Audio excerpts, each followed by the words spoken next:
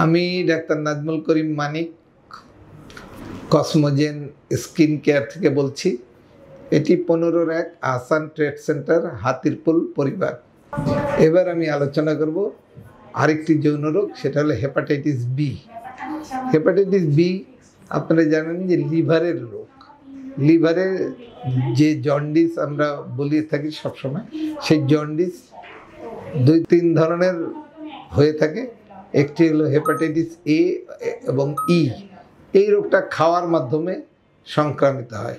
Liver আক্রান্ত হয়, চোখ হলুদ হয়ে যায়, প্রস্রাব হলুদ হয়ে যায়। এটা শুধু খাওয়ার মাধ্যমে সংক্রামিত হয়। কিন্তু আরেকটি যৌন রোগ আছে যেটা হেপাটাইটিস বি এবং হেপাটাইটিস সি। এই রোগ দুটো লিভারকে আক্রান্ত করে, কিন্তু এই রোগটা যৌন মিলন এবং রক্ত সঞ্চালনের মাধ্যমে হয়। রক্ত সঞ্চালন কোনো কারণে কেউ রক্ত দিচ্ছে, সুইয়ের গুতা ব্লেডে কেটে গেল, এই অথবা কাউকে রক্ত দিল, সেই রক্তে যদি এই হেপাটাইটিস বি এর জীবাণু থাকে তাহলে এই ভাইরাসটা থাকলে সংক্রামিত হতে পারে, অথবা যৌন মিলনের মাধ্যমে। এই জন্য আমাদের এই রোগটা নিয়ে সচেতন হওয়া দরকার। এই কারণে যে হেপাটাইটিস বি হলে দীর্ঘ সময় ধরে ভোগে এবং এই হেপাটাইটিস বি এর কারণে লিভার সিরোসিস অথবা ক্যান্সার হওয়ার সম্ভাবনা থাকে। এখন সৌভাগ্যের কথা এটাই যে হেপাটাইটিস বিকে প্রতিরোধ করা যায়। আজকাল শিশুদেরকে 1.5 মাস বয়সেই যখন টিকা দেওয়া হয়, এই হেপাটাইটিস বি এর ভ্যাকসিনও দিয়ে দেওয়া হয়। হেপাটাইটিস বি এর ভ্যাকসিন দেওয়া থাকলে তার আর সারা জীবনে হেপাটাইটিস বি হওয়ার সম্ভাবনা থাকে না। এই জন্য আমাদের সকলের সচেতন হওয়া উচিত এবং সমস্ত মানুষের, একটু বড় হয়ে গেছেন হয়তো, তাদের ছোটোবেলায় হেপাটাইটিস বি এর এই ভ্যাকসিনটা সরকারিভাবে দেওয়া হয় না, তারা অনেকেই ভুলে এই ভ্যাকসিনটা নেন নাই।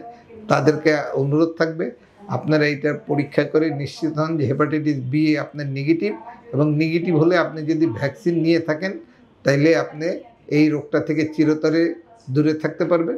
আর যদি রোগটা হয়েই থাকে তবে তাদের প্রতি অনুরোধ, অবশ্যই একজন লিভার বিশেষজ্ঞকে দিয়ে এই রোগটার চিকিৎসা করাবেন। তাহলে যত আগে চিকিৎসা করাতে পারবেন তত দ্রুত এই রোগটা থেকে সুস্থ হতে পারবেন এবং এর যে জটিলতা, সেই জটিলতা থেকে দূরে থাকতে পারবেন। আর ছোট বাচ্চাদের প্রতি, তাদের অভিভাবকদের প্রতি অনুরোধ যে কারো কোনো বাচ্চা যেন হেপাটাইটিস বি ভ্যাকসিন থেকে দূরে না থাকে। অর্থাৎ তাদের প্রতিটি সন্তান জন্মের 1.5 মাসের সময় থেকেই হেপাটাইটিস বি এর ভ্যাকসিন অবশ্যই শুরু করবেন। ধন্যবাদ সবাইকে।